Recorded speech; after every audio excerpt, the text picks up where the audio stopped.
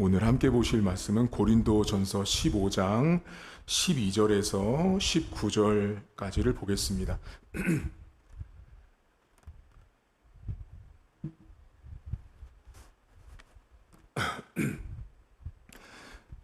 고린도전서 15장 12절에서 19절 말씀입니다. 그리스도께서 죽은 자 가운데서 다시 살아나셨다 전파되었거늘 너희 중에서 어떤 사람들은 어찌하여 죽은 자 가운데서 부활이 없다 하느냐. 만일 죽은 자의 부활이 없으면 그리스도도 다시 살아나지 못하셨으리라. 그리스도께서 만일 다시 살아나지 못하셨으면 우리가 전파하는 것도 헛것이요 또 너희 믿음도 헛것이며 또 우리가 하나님의 거짓 증인으로 발견되리니 우리가 하나님이 그리스도를 다시 살리셨다고 증언하셨습니다. 만일 죽은 자가 다시 살아나는 일이 없으면 하나님이 그리스도를 다시 살리지 아니하셨으리라. 만일 죽은 자가 다시 살아나는 일이 없으면 그리스도도 다시 살아나신 일이 없었을 터이요 그리스도께서 다시 살아나신 일이 없으면 너희의 믿음도 헛되고 너희가 여전히 죄 가운데 있을 것이요 또한 그리스도 안에서 잠자는 자도 망하였으리니 만일 그리스도 안에서 우리가 바라는 것이 다만 이 세상의 삶뿐이면 모든 사람 가운데 우리가 더욱 불쌍한 자이리라. 아멘. 전파라는 말을 오늘 바울이 계속 반복합니다. 어제에 이어서 내가 복음을 전파한다 11절, 12절, 14절에 이어서 계속 전파라는 헬라어 캐리소를 말하는데요. 지금 바울이 말하는 이 전파라는 말은 매우 사실적이고 역사적인 일을 있는 그대로를 말할 때 전파라는 말을 써요. 특별히 이 전파한다라는 말은 전쟁터에서 우리 편이 이겼을 때 전령이 자기 나라로 돌아가서 전파할 때 이렇게 말해요. 우리가 전쟁에서 이겼다. 이게 전파잖아요. 전쟁에서 졌을 때 전파하지 못하거든요. 만약에 그렇게 말하면 거짓이잖아요.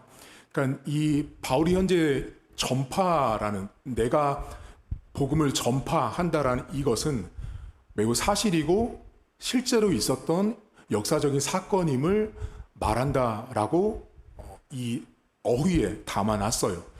그런데 지금 바울이 이 고린도전서 15장에서 예수님께서 죽었다가 부활하신 이야기를 계속 하고 있는데 오늘 여러분이 읽은 12절에 보면 어떤 사람들이 부활이 없다라고 말한다고 바울이 지적합니다.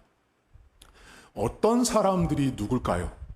본문에 나온 어떤 사람들은 당시 헬라 철학자들 가운데 영과 육을 나눠서 생각했던 이원론자들이에요. 영육을 나눈 이원론자들. 이들은 어떤 생각을 가지고 있었냐면 이 헬라 철학의 이원론자들은 영은 선한 것이고 깨끗한 것이기 때문에 죽어도 인생이 내가 목숨이 끊어지면 영은 매우 좋은 곳에 간다고 생각했어요.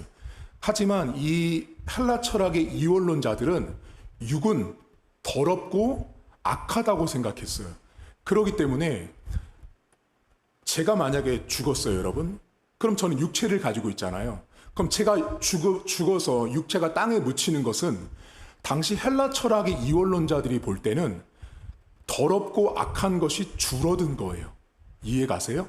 그러니까 제가 더럽고 추한 거, 그 육체가 죽었는데 다시 부활한다? 그들은 용납할 수도 없고 이해할 수도 없고 받아들일 수 없는 이 철학 세계를 가지고 있었던 거예요. 문제는 뭐냐면 이 헬라 철학의 이 영육을 분리해서 생각했던 영은 깨끗하고 선하고 육은 악하다고 생각했던 이 사상이 기독교인들에게 믿음을 흔드는 계기가 됐다는 거예요. 왜냐하면 여러분 우리는 영과 육을 가지고 있잖아요. 하나님이 창세기에 우리를 창조하실 때도 보시기에 좋았다라고 말씀하셨거든요. 그러니까 육체는 더럽고 추한 게 아니고 매우 하나님이 만드신 작품이에요, 작품. 근데 이 헬라 철학자들이 잘못된 철학적인 신념과 가치관과 이념을 그 시대 속에 말했거든요. 문제는 뭐냐면 그 당시 철학자들이 매우 막강했다는 거예요. 그것 때문에 흔들리는 상황이 되었을 때 오늘 바울이 고린도 교회 성도들에게 무슨 말을 하냐면 만약에 그리스도의 부활이 없으면 너희들의 믿음이 헛되다. 우리가 전파하는 것이 거짓되다라고 바울이 말하는 거예요. 따라서 지금 여러분 이 바울이 부활을 전하고 부활을 믿는 것은 아까 말했잖아요. 사실 진짜를 말하고 있는데 당시 많은 사람들은 부활을 믿지 않았어요. 부활은 사실이 아니다. 부활은 받아들일 수 없다. 왜? 육체는 더럽고 추하기 때문에 살아날 수도 없다라고 믿는 사람들이 가득 찼던 시대가 고린도 사회예요. 근데 지금 바울이 부활이 없다면 우리의 믿음이 헛되다라고 말해요. 부활이 없다라는 건 여러분, 예수님이 소천하시고 무덤에 갔을 때 막달라 마리아나 요한나나 야고보 어머니 마리아 그리고 제자들 베드로까지 거기서 그들이 무덤을 가서 봤을 때 빈 무덤이면 안 되는 거죠. 부활이 없으면 거기 예수님의 육체가 있어야 되는 거죠. 그러니까 지금 이 부활을 믿지 않는다라는 건 빈 무덤이 아니라 거기 안에 여전히 예수님의 육체가 존재한다라는 거죠. 하지만 예수님이 사라진 것을 너무나 많은 사람들이 목격했고 그 믿음이 헛되지 않다라는 증명은 저와 여러분들이 그 예수님을 알고 믿고 있다라는 사실이에요. 그런데 오늘 이 부활을 말하면서 바울이 만약에 부활이 없으면 너희들은 여전히 죄 가운데 있다라는 말을 하거든요. 이게 매우 중요한데 여러분 16절과 17절을 보시겠어요? 여기 이렇게 나옵니다. 만일 죽은 자가 다시 살아나는 일이 없으면 그리스도도 다시 살아나신 일이 없었을 터이요. 17절이 매우 중요한 절인데 그리스도께서 다시 살아나신 일이 없으면 부활하지 않았으면 너희 믿음도 헛되고 너희가 여전히 죄 가운데 있대요. 이거 매우 어려운 부분이에요, 여러분. 예수님의 부활이 없으면 부활과 관련돼서 바울은 우리의 믿음과 연결을 시켰어요. 부활이 없고 부활을 믿지 못하면 우리의 믿음도 헛되다라고 말하는데 부활이 없으면 우리는 여전히 죄 가운데 엔타이스 아말케이스라는 헬라어가 쓰여요. 엔타이스 아말케이스 죄라는 중심에 놓여 있다라는 뜻이에요. 그러면 우리가 여전히 죄 가운데 있다라는 건 바울은 매우 포지션을 말하고 있다라는 걸 주목해야 돼요. 우리가 부활이 없다고 믿거나 부활이 없다라고 주장하거나 부활이 없으면 우리는 여전히 죄라는 위치에 있다예요. 맞죠? 그러면 여기서 한 가지 위치적으로 우리가 내가 부활을 믿지 않아요. 부활이 없어 라고 막 주장하면 우리는 여전히 죄라는 위치에 있어요. 그러면 성경 안에서 바울 서신 안에서 죄라는 것과 반대가 되는 개념이 있어요. 그것이 뭐냐면 의롭다라는 개념이에요. 죄라는 위치와 반대되는 위치가 의라는 위치예요. 의라는 개념. 그러면 내가 부활을 믿지 않고 부활이 없다라고 말한다는 건 지금 바울의 말에 따르면 여전히 죄 가운데 있다라는 건데 그럼 나는 의롭지 않은 거네요. 그렇죠, 여러분? 그러면 이 성경을 볼 때 우리가 기독교 신앙을 말할 때 여러분 우리 어떻게 말해요? 예수님의 십자가와 부활 이렇게 말하죠. 십자가와 부활을 말할 때 이 개념을 이게 하나거든요. 근데 이게 하나 개념인데 십자가와 부활을 아셔야 되는데, 자, 십자가와 부활, 이 부활을 지금 죄 가운데 있다라고, 부활이 없으면 죄 가운데 있다라고 말하고 있는 이 부분과 십자가를 같이 정확히 아셔야 그것이 믿음이 돼요. 자, 그러면, 자, 십자가는 뭐죠, 여러분? 십자가는 원래 형벌의 틀이에요, 틀. 죄인을 죽이는 틀이에요. 그러면 십자가라는 것은, 자, 이제부터 십자가와 부활을 제가 법정에서 일어나는 일로 설명을 드릴 테니까 들어보세요. 자, 법원에 가면 판사가 앞에 범죄를 저지른 죄인을 향해서 저 사람이 지은 죄의 목록을 쭉 나열해요. 그렇게 말하는 거 있죠, 여러분. 그것이 내가 십자가에 못 박히는 거예요. 그 죄의 여러 가지 목록들이 십자가에 못 박히는 모습이 판사가 죄를 나열하는 거예요. 여기까지 이해되시죠? 이렇게 붙였어요. 그게 십자가예요. 그러면 판사가 거기까지만 하고, 자, 오늘 재판 끝났습니다라고 하던가요? 아니에요. 그럼 재판이 끝난 게 아니에요. 이렇게 하죠. 저 사람의 죄는 이러이러합니다라고 저 사람의 죄를 다 말해요. 그게 십자가에 다 못 박히는 거예요? 그런 다음에 따라서 형법, 민법 몇 항 몇 조에 의거하여 피의자는 뭐뭐에 따라서 이렇게 심판합니다 또는 판결합니다 라고서 땅땅땅 치면 그때서야 법이 끝나는 거죠. 판결이. 자, 그러면 이 판사가 여러분 판결봉을 때려야만, 두드려야만 모든 이 법 절차가 끝난 거예요. 이 사람이 죄 지은 거에 대해서 유죄든 무죄든 판결이 나는 거예요. 자, 요 개념을 가지고 십자가와 부활을 이해하시면 매우 간단해요. 그러면 어떻게 이해하시면 좋냐면, 자, 십자가는 우리의 죄가 낱낱이 다 못 박힌 거예요. 맞죠?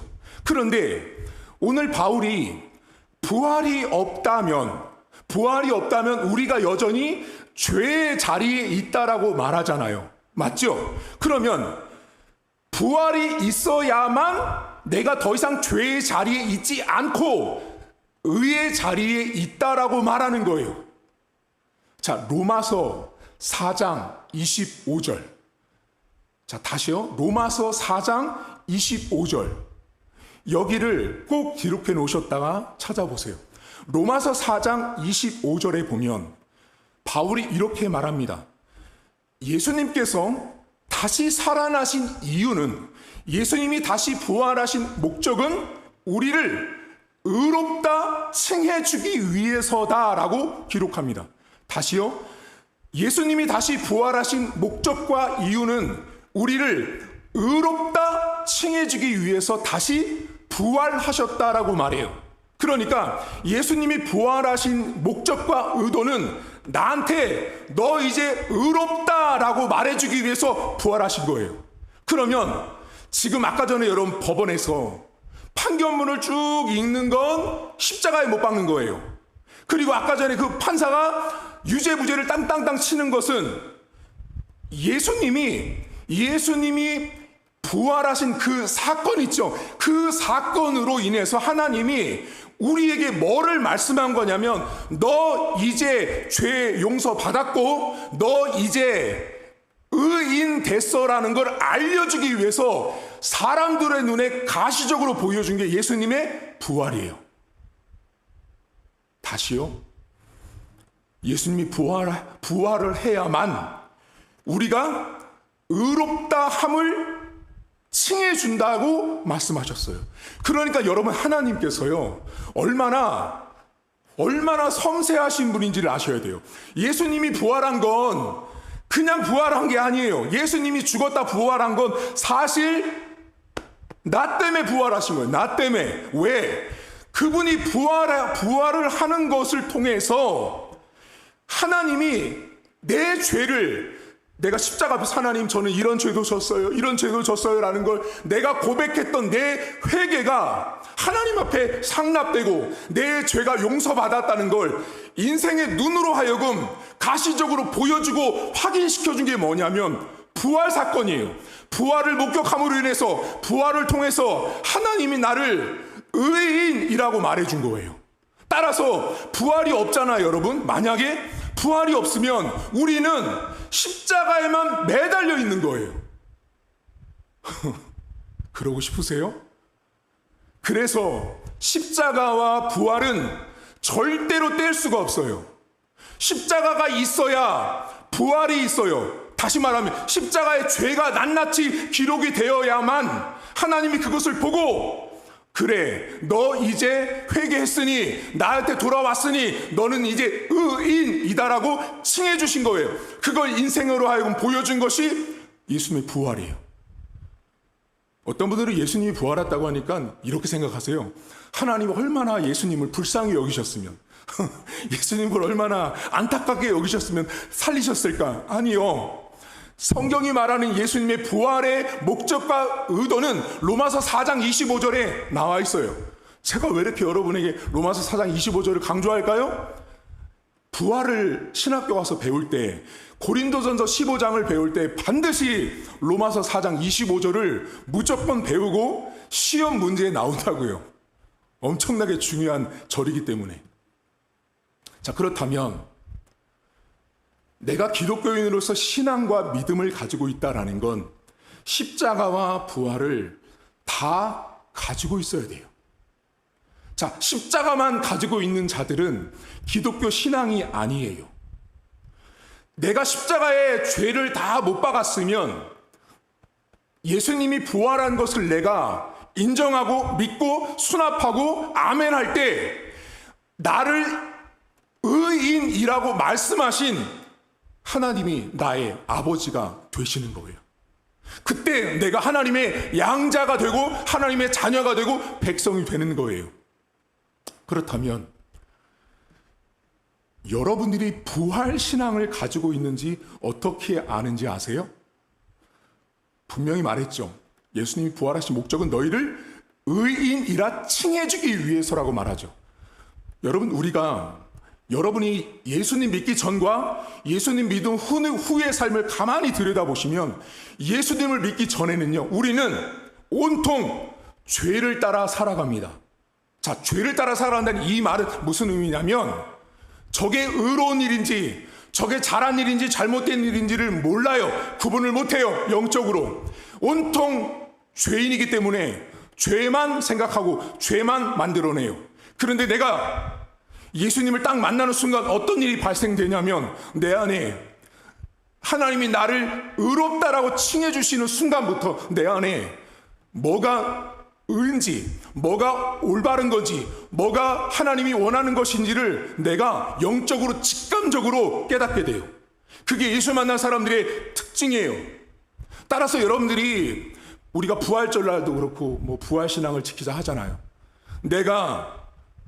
나는 부활을 믿어 라는 것, 다른 말로 하나님이 나를 의인이라고 칭해준 걸 믿어 라는 말과 똑같은 말이에요. 나는 부활을 믿어는 나는 의인 됐어 라는 걸 내가 믿는 거예요. 그럼 내가 의인 됐어 라는 말은 하나님이 나에게 어떻게 살라고요? 죄인이 아니라 의인처럼 살라고 나에게 부활주의를 주신 거예요. 부활을 나에게 허락해 주신 거예요. 여러분, 오늘 십자가와 부활은 그냥 하나예요. 따로 보는 게 아니에요. 따로 보는 게 아니에요. 같이 있어야 돼요. 판사가 죄를 읊었으면 의결봉을 땅땅땅 두드리는 것이 끝나야 모든 법이 끝나듯이 십자가에 나의 죄를 다 못 받고 그것을 다 인정하고 고백하면 하나님이 그것을 들으시고 나로 하여금 그 십자가에서 죽으신 예수님을 내가 믿으면 하나님은 나에게 뭐라고 말씀하신다고요? 부활하신 예수님을 나에게 보여주시고 주시면서 넌 이제부터 죄인이 아니라 의인이라고 칭해 주신 거예요. 따라서 오늘도 올바르게 사십시오. 이 righteousness라고 하는 이 의롭다라고 하는 저스틱스라고 하는 번역도 되지만 이건 공정하게, 올바르게 라는 뜻이에요. 흔들리지 않고 좌로나 우로나 치우치지 않는 게 의예요. 의. 오늘 하루 내가 부활신앙을 믿는 자라면, 내가 부활을 믿어서 난 하나님께 인침받은 자라고 내가 믿고 있다면 치우치시면 안 돼요. 신자는. 성경에 계속 좌로나 우로나 치우치지 말라고 하죠, 여러분. 그 좌로나 우로나 치우치라는 말이 부활과 연결되어 있다는 걸 깨달으셔야 돼요. 의롭게 살라고 우리를 인쳐주셨기 때문에 흔들리시면 안 돼요. 이 사람이 잘해주니까 저 사람한테 가고, 이쪽이 편할 것 같으니까 이쪽으로 가고, 이 말씀이 좋으니까 이 말씀만 듣고. 아니요. 똑같이 가셔야 의로운 삶입니다. 오늘도 십자가와 부활을 동시에 함께 나는 믿고 있는지를 물어보시고, 앞으로는 부활 신앙, 나는 부활을 믿어 예수님이 살아났어, 불쌍해서 살려주신 게 아니라 나 때문에 살아나셨다고요. 나 때문에. 왜? 그 예수님이 살아난 것을 통해서 내가 너 죄 용서했다, 내가 너 의인이라 칭했다라고 부르기 위해서 예수님이 살아났다라는 그 믿음을 가지고 오늘도 의로운 삶, 치우치지 않는 삶, 공정한 삶, 올바른 삶을 살아낼 수 있기를 주님의 이름으로 축복합니다. 하나님 아버지, 우리가 예수님의 십자가와 부활을 너무 잘 알지만 많은 신자들이 왜 부활과 십자가가 연결되어 있는지 잘 모를 때가 많습니다. 하나님, 부활이 없으면, 예수님이 살아나지 않으면 사실 우리는 십자가에 매달려 있는 것밖에 안 되는 것입니다. 예수님이 살아나신 것을 통해서 하나님이 우리에게 의인됐다, 죄가 용서받았다라는 것을 인쳐주신 사건이 예수님의 부활이었습니다. 오늘도 내가 하나님의 백성으로, 의인으로 인침받았다라는 것은 좌로나 우로나 치우치지 않는 삶, 공정한 삶, 올바른 삶, 진리를 추구하는 삶, 하나님의 뜻을 따르는 삶, 그것이 부활을 믿는 사람의 삶의 모습입니다. 오늘도 직장에서, 가정에서 내 생각과 말과 판단에 있어서 균형을 늘 지키는, 부활을 믿는 의롭다 칭함받은 사람다운, 그 믿음의 백성다운 삶을 살아낼 수 있도록 은혜를 베풀어 주옵소서. 감사드리며 예수님의 이름으로 기도하옵나이다. 아멘. 하늘에 계신 우리 아버지, 아버지의 이름을 거룩하게 하시며 아버지 나라가 오게 하시며 아버지의 뜻이 하늘에서와 같이 땅에서도 이루어지게 하소서. 오늘 우리에게 일용할 양식을 주시고, 우리가 우리에게 잘못한 사람을 용서하여 준 것 같이 우리 죄를 용서하여 주시고, 우리를 시험에 빠지지 않게 하시고 악에서 구하소서. 나라와 권능과 영광이 영원히 아버지의 것입니다. 아멘.